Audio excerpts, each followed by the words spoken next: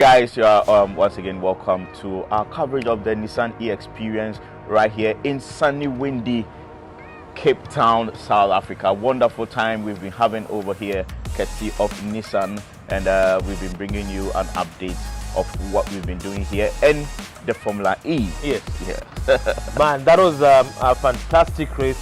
We actually enjoyed the whole race. Actually, we used to having long races with other categories, but this one, 30 laps or 30 or 35 laps, and we had a lot of engagement, and we could see the person and the team that we were supporting sadly did not manage to achieve P1, but we saw his fighting spirit, and of course we had a good time. But what do you think about the final part of the race? Was Sasha just unlucky? I mean, I don't know how to describe it because I thought it was a done deal. Yes. You know, I thought it was a done deal, but like, it just goes to reinforce what we've been saying about motorsport. It is not over until it's over. Anything can happen. I mean, you can be on top, but anything can happen. I mean, the gentleman fought very well. Qualifying, he had P1. Yes. Okay.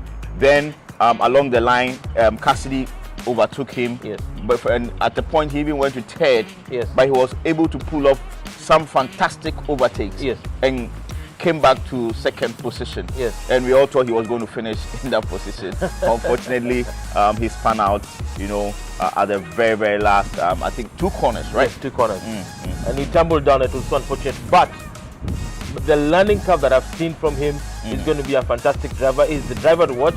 And perhaps he might just win the championship either this year or next year if he has better luck. Of course, the next round will be in Sao Paulo in Brazil. So Aska will keep you updated. And remember, we announced that we're going to be doing a double lives on our Instagram, YouTube pages. Yes. And we are going to give you more details about what's going to happen in other parts of the world when it comes to Formula E. I mean, watch our spaces. For me, it is the right channel. Okay. Yes. On the right channel, it's all about cars and motorcycles. And I'm partnering with Trey, okay, of CBBT, Cars with Big Boy Trev. Okay, Cars with Big Boy Trev. Yes. Okay, so follow our channels, and we are going to be bringing you new set of content.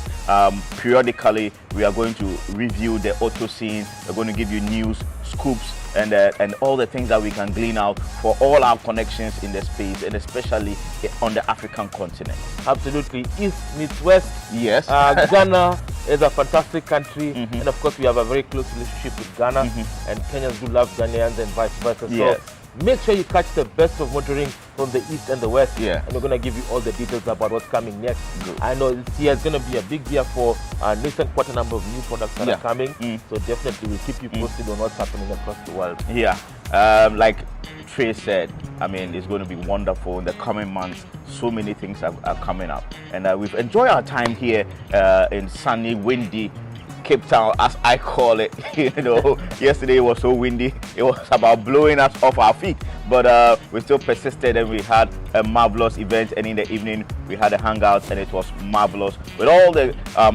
motoring guys in South Africa, Kenya, Nigeria, Zimbabwe as well. I mean, and actually many others who came from Egypt as well. Egypt as well, yes. Big numbers, and actually we had even guests from Dubai, Middle East, Bahrain, and Qatar. Yes. It's been a wonderful experience meeting people. I'm learning about the auto scene in those countries. And yesterday also at the Formula E, we had the benefit of some industry leaders. Okay, we had owners of dealerships all across the African continent, also hanging out at the VIP lounge trackside of Formula E. It was a wonderful experience. We also had the opportunity to go to the pits. Yes. What are some of the things you learned from the pits? So at the pit, we actually saw that it was a very tight and compact operation. That is the place where they normally tune the cars, try and adjust a few settings to ensure that the car is in tip-top condition for the race. And of course, you do have at the back end where you have your engineers who are busy trying to map and sort out the vehicle from a technical perspective from the pit. And it was a learning experience because you now know that in fact the head of the Nissan team, Tommaso, he actually said the number of people working on the car physically, the mechanics, were similar to the people behind the keyboard. Exactly. So it is very well. No, the thing about Formula E, that we all need to avert our mind to is that it is very, very much a keyboard game. Okay. Now the cars are very, very, very similar. I mean, no matter who builds the cars. I mean, for Nissan, they build the cars for the Nissan team, and they also build the car for the McLaren team. So those two cars are the same, identical. But after they deliver the car to McLaren, and they also take delivery of their cars, how they program the cars to manage the energy, manage traction, manage regenerative braking is all up to them.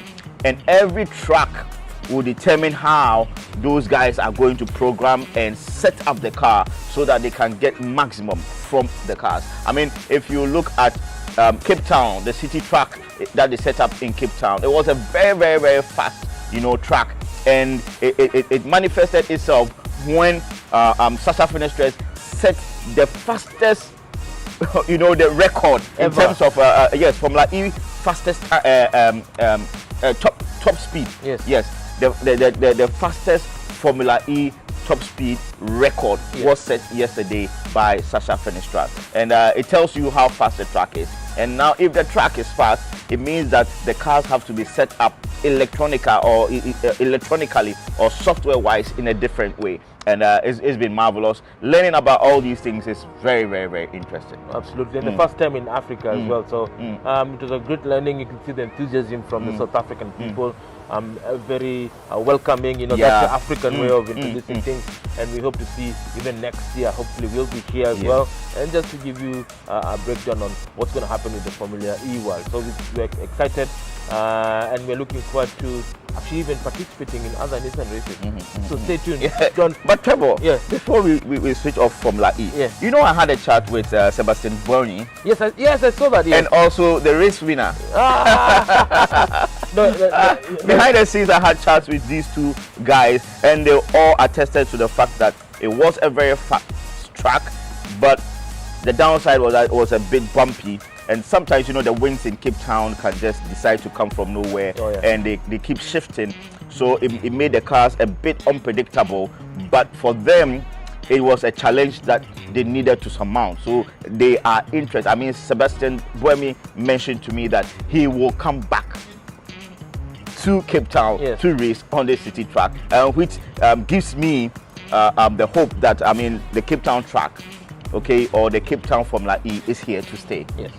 Looking forward to it, man. Guys, thank you so much for just joining us in this journey. Again, if you'd like to follow us on our social media channels, for me, it's CBBT_TV on all platforms. So Instagram, Twitter, Facebook, and of course TikTok. And your channel? If you want to follow me, it's the right channel. On all platforms.